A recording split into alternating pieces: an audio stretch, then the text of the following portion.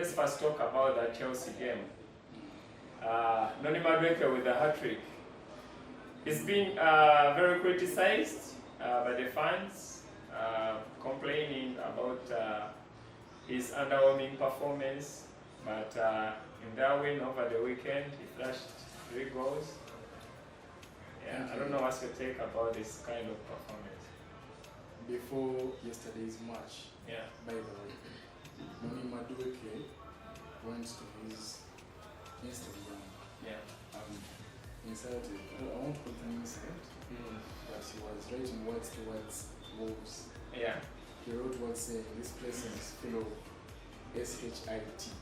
Yeah? Yeah. But he meant Wolves. And he went an extra mile to score in a hat-trick. Huh? Yeah. To show that they are nothing at all. They are nothing. Yeah. So he posted that before the game. Before the game. And then he came and replicated what he was saying. Yeah, and he was trying to trash them. Yeah, to trash talk. But I think that was a mind game. Sure. Yeah, you see, sometimes it happens. Yeah, even amidst the game, when players are playing, the strikers tend to provoke the defenders. Even the defenders try to provoke the strikers.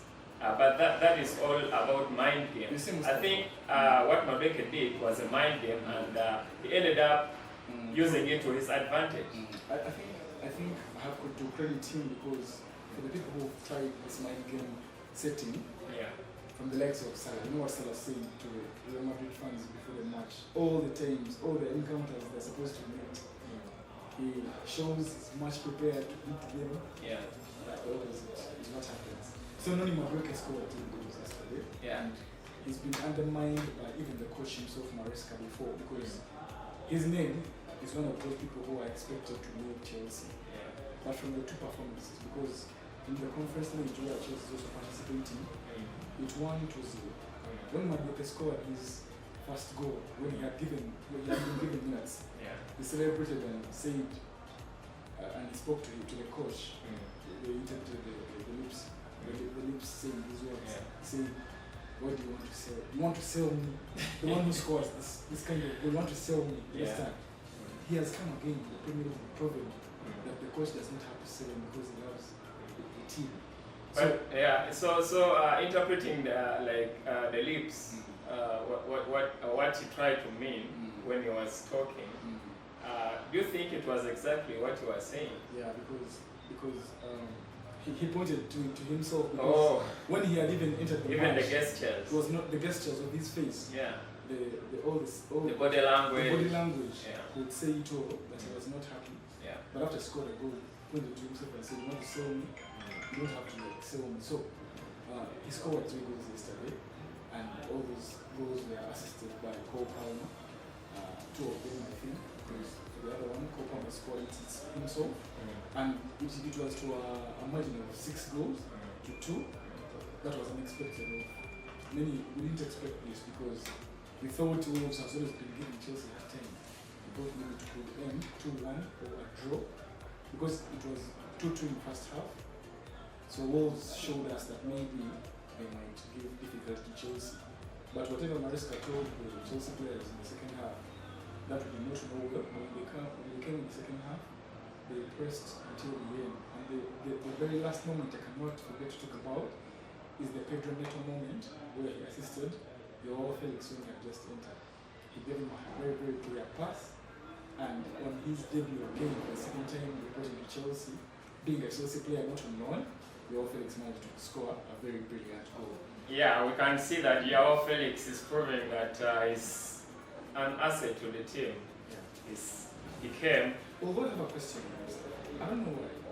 Is it okay for a player to celebrate when they score past a team they were once playing? The previous team. The previous team. It's not ethically right.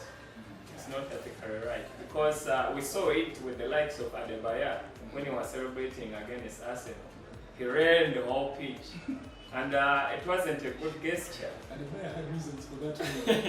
No, it's not a good gesture. You see, you see, when a player scores his former team against his former team, he tries to do like this. I'm sorry. Sorry, yeah, Calm but down, let's not I'm celebrate. trying to fulfill my responsibility at my current club. Because Pedro left yesterday, having assisted Joao Felix. If I play you, if you play the celebration he did there, you will laugh. He didn't care about Wolves at all. Are you sure? He ran around the pitch very happy, and by the way, it's from that assist that most of the fans left the pitch. That most of the Wolves fans left the pitch because they felt demotivated. Understand? So let's see. Yeah. When we shift our focus to the game of Liverpool against Brentford, we can see that Diaz and Mo Salah again was on target. So I think Mo Salah is still on the right course to prove a point that he can stand for onslaught. He can still play to his best. He can bring his A game on the Liverpool side for onslaught because this was Ancelotti's first win at home for Liverpool. I think Liverpool is on a good run.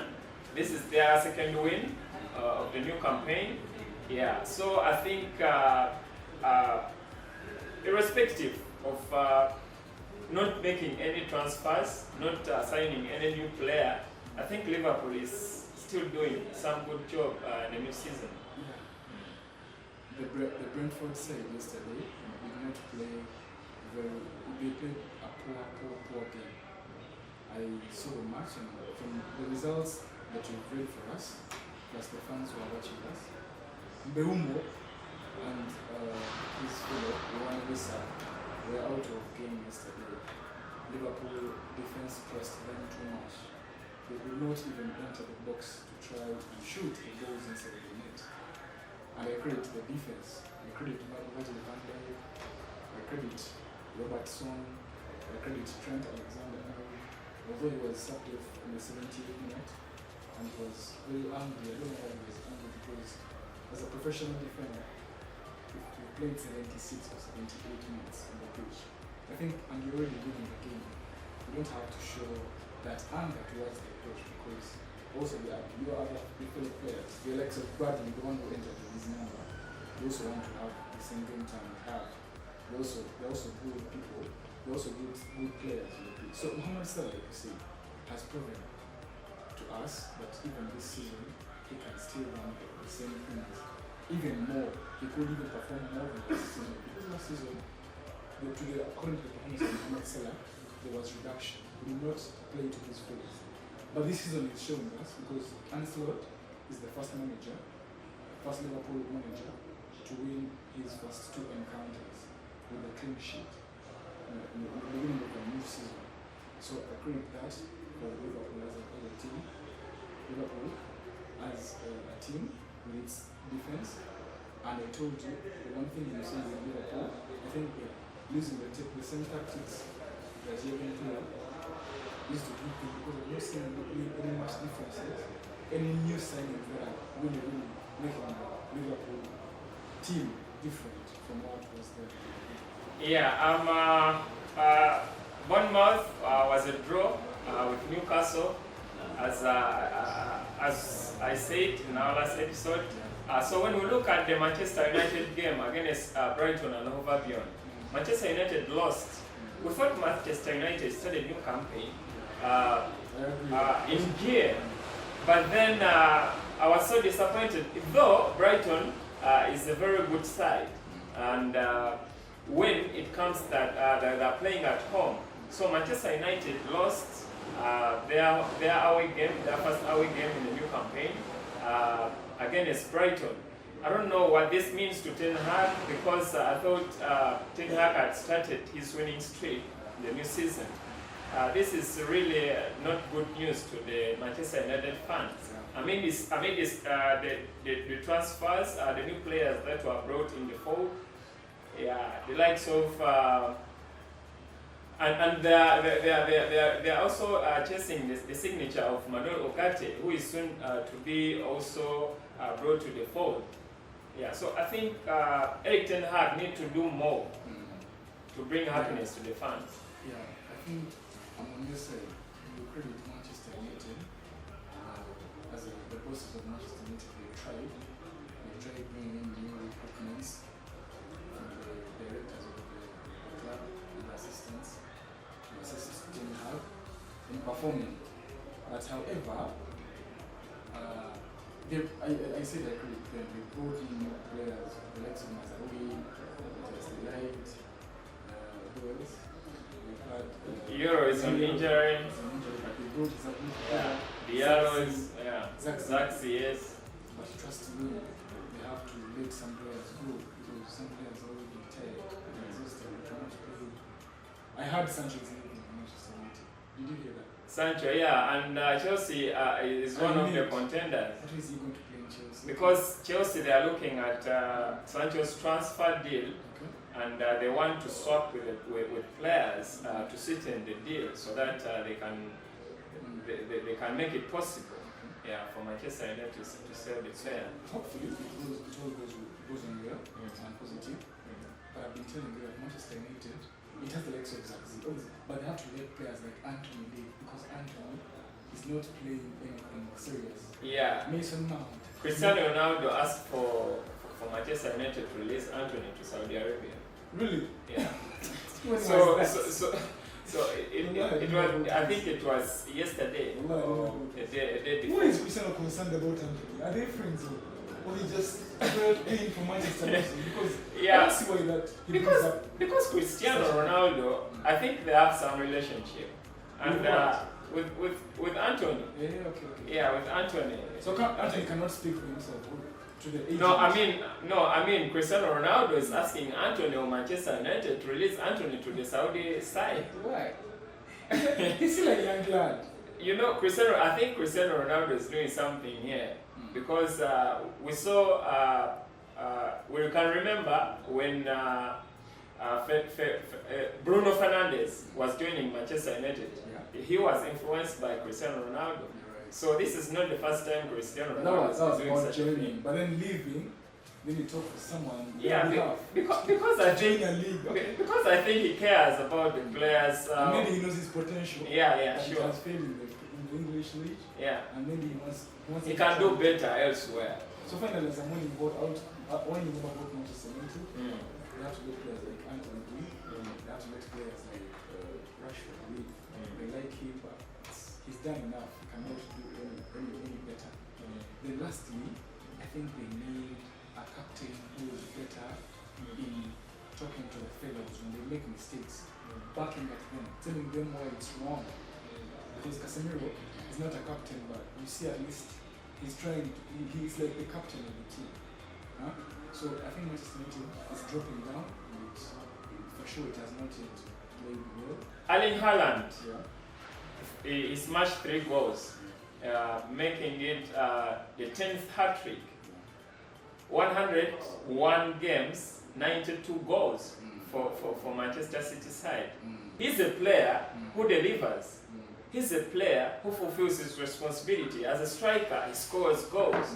However much people claim that Haaland is used to tap-ins and stuff like that, but he's a player who will assure that he can score for you 30, 40 plus goals a season. Actually, one of those goals was out of the box. He Definitely. shot a stand out of the box to prove to the others that it's not only tap-ins that he can score. Yeah. So I think this is because in our previous episode I said this is another test for Ipswich. I said they will be swallowing more goals, and it happened. They swallowed 4-1 goals. I think Ipswich, they need to get more strong. They need to do more corrections if they are to remain in the Premier League. The disadvantage is when you are brought from the relegation. From the championship, from the regular football. Down there. When you come to the Premier League, the biggest test is giving you hard teams first.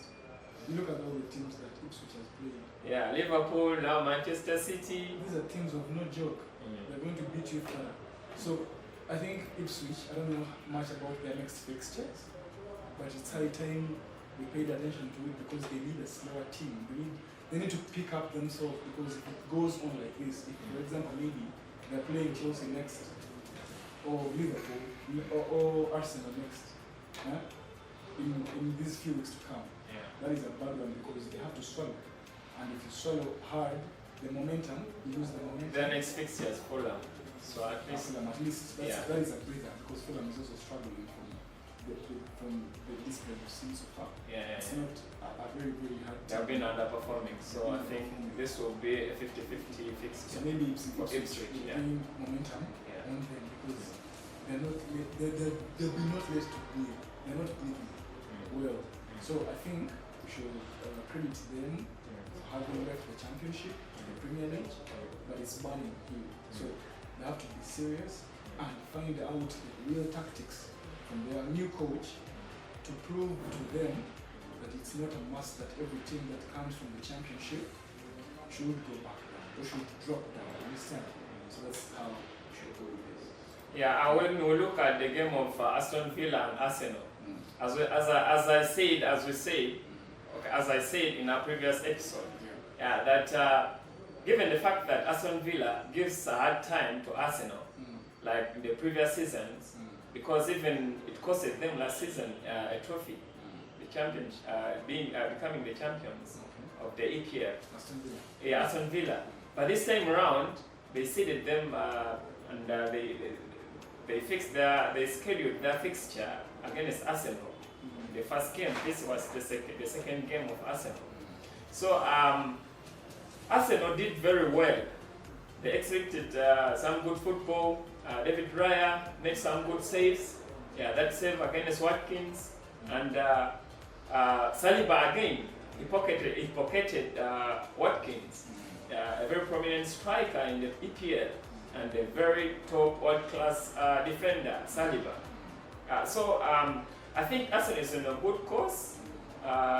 Where they are going, it's really visible that they are trying to pursue their dream of becoming the champions after the many decades, 2 decades without winning the Premier League trophy. Those are many years. Those are many years.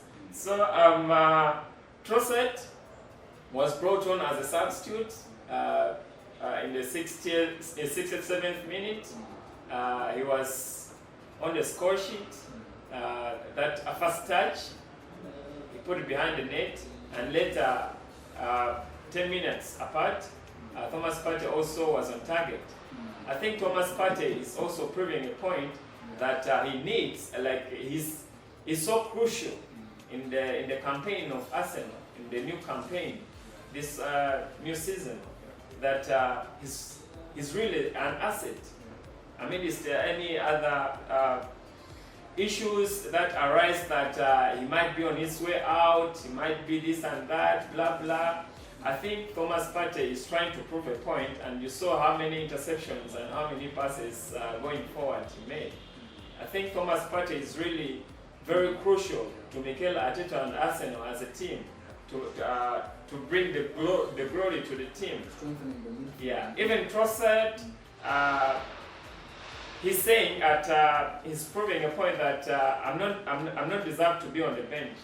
I need to start again, because whenever he's brought on, he puts up a different. He puts up his A game, he scores goals. Thank you very much. From before that match started, from our previous episode, I think I told you that Arsenal, like you said, are very strong, and I told you that we scored 2-0, and it so happened. So Arsenal has a very correct score. Arsenal. I respect Saliba because Saliba is proving to us is a very good defender. I watched that game to the 90 minutes, but every time any striker from Aston Villa like Watkins tried to get to Saliba's way, he made the right interceptions. That most of the defenders in the Premier League could not even make. So a lot happened in that match. You talked about Leandro Trossard. When Leandro Trossard was brought on, he scored that goal and he did not smile. He did not even celebrate. Like you said, he does not want to win the game. He had a tough face. As if and it was even Saliba who told him, please try to celebrate. He told him to do a celebration. I don't know how he does it. He told him to do a celebration. He looked like he was forced. He didn't smile, he did it back. He was like talking to the coach. please let me give me more playing Give time. me more playing time from minute 1 to the last minute. I need more playing time. But still, from most of the Arsenal fans and the pundits, they've made research that shows that Leandro Trossard, whenever he begins a match, he does not provide. Yeah, he doesn't perform I to didn't the know that expectation. because Yeah, definitely. I had not focused a lot about it. But when I did that research, I came to realize that what they say about him was true. true. So I think we should let's trust the process and let him come from the bench. Maybe that's why so much is going to happen before without him starting the game. But Arsenal is a serious team. Although we did not see much of Havertz yesterday. He was lost in the game. Yeah, because he's been scoring those headers, free goals. Unlike Saka, I respect Saka because every time he comes in a match, he must show up. He will either assist you or he's going to score you. So he assisted us. But Watkins got 2 chances and he missed those. Very clear chances. Very clear chances. I looked at the very first chance. God, oh my, he was left with a very big net. I don't know what happened to his. I don't know what he was thinking about.